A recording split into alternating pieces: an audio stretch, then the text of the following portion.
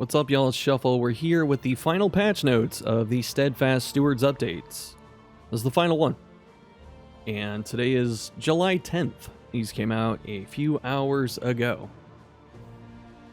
And I got some mixed feelings. And just to get the hero stuff out of the way, really nothing major. Ransack ignores move res with stealth on Runaway, on Orphan. Smokescreen doesn't interact with combo, grants 1 stealth inherently, crit increase, grants additional stealth on crits. Malediction stacks with Physician Cause of Death. I don't remember exactly why they didn't do that, but I think it's because they were similar, now they work. Plague Doctor got some little percentage changes on Battlefield Medicine for Surgeon, got weaker. She gets 2 regen per kill. That's just the passive now. They took it out of Incision. Incision no longer has bleed res piercing on this path, which is another odd choice. Alchemist Cause of Death made it so the base damage of the move went down, but all the effects are spread out to the other dot types, so you get more damage out of that. Physician went through some stuff where, like, Vapors inverts tokens and has a cooldown of 2 now. Incision applies combo with no cooldown. Just Incision on Physician, just combo plus bleed. Hellion is crying somewhere. And yeah. Outside of that, just some little tweaks here and there for trinkets, military mashes, and memory reroll changes again. Mastery drop rate. Increased drop rate at resistance encounters from 37.5 to 50, and Oblivion's Ingress from 50 to 60. Reduced mastery on road fights. Region goals will no longer include 3 masteries, so they made it so you can't get more mastery from roads and like the quest objectives, and they put it in the fights instead. I personally don't think this was the right direction to take it, because after doing a poll on the YouTube channel, it turns out most people think that there isn't enough mastery. They either think it's just right or there's not enough. Like, no one is saying there's too much.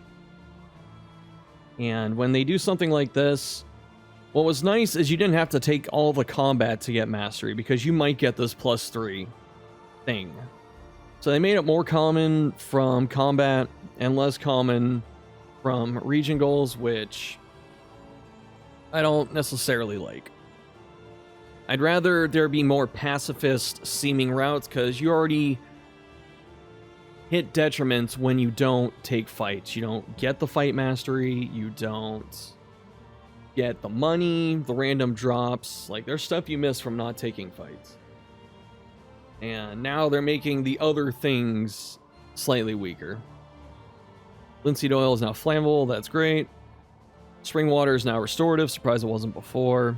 When I originally read these paragraphs here, it made me not want to talk about the rest of the patch, but that's why we're doing it first. So the long story short of these paragraphs right here is that Hellion and Leper are not getting done until after Kingdoms 3, which is the end of August, meaning we most likely won't see those two done until the end of the year, depending on how fast they go. Because if they're going one path at a time, or one path per week, then it's presumably 8 weeks.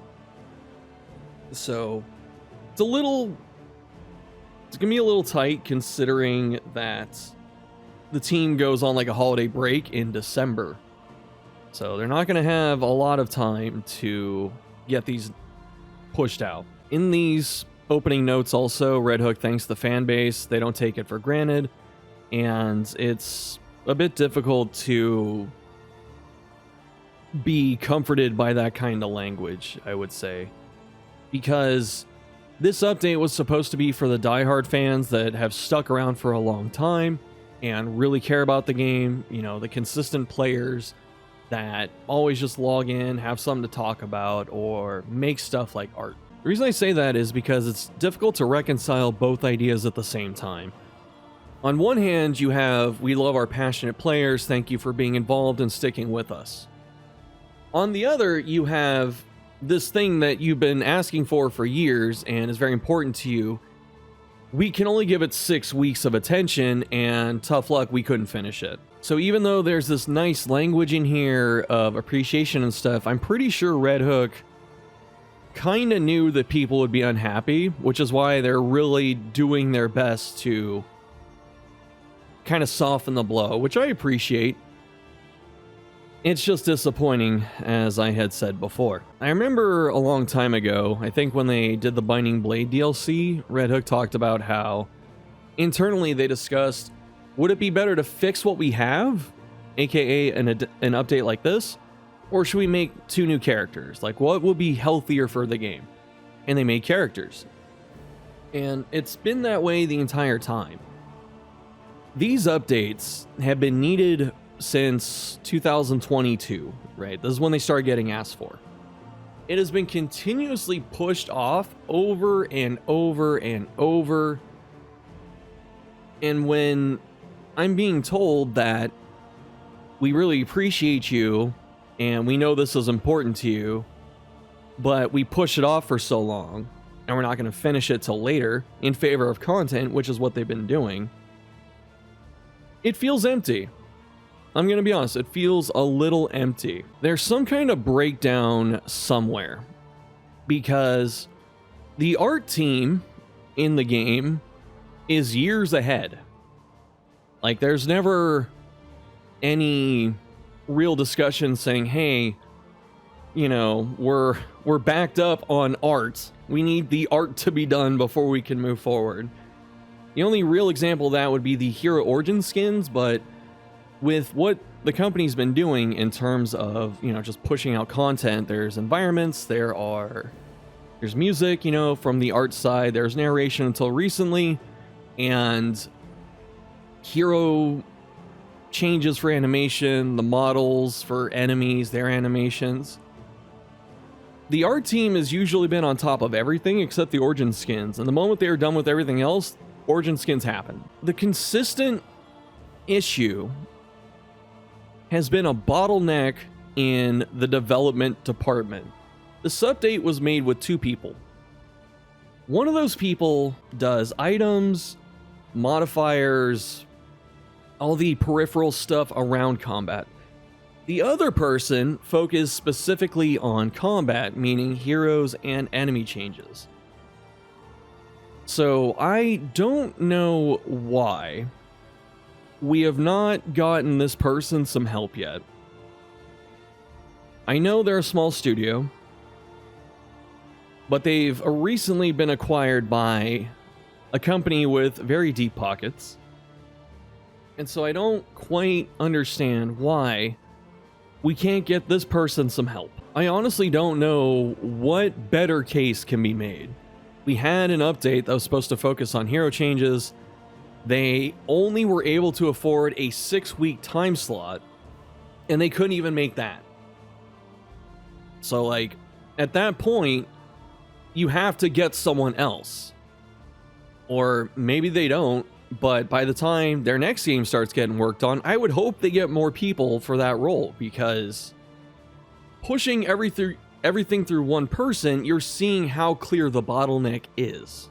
And that one person is just being overworked. Even though this update had a lot of the nice language I was talking about, if you read DD Cord, where a lot of the strongest soldiers tend to be for defending a lot of things Red Hook related, understandably, even some of them are questioning these choices and where things are going. And I'm just looking at it right now in the design channel.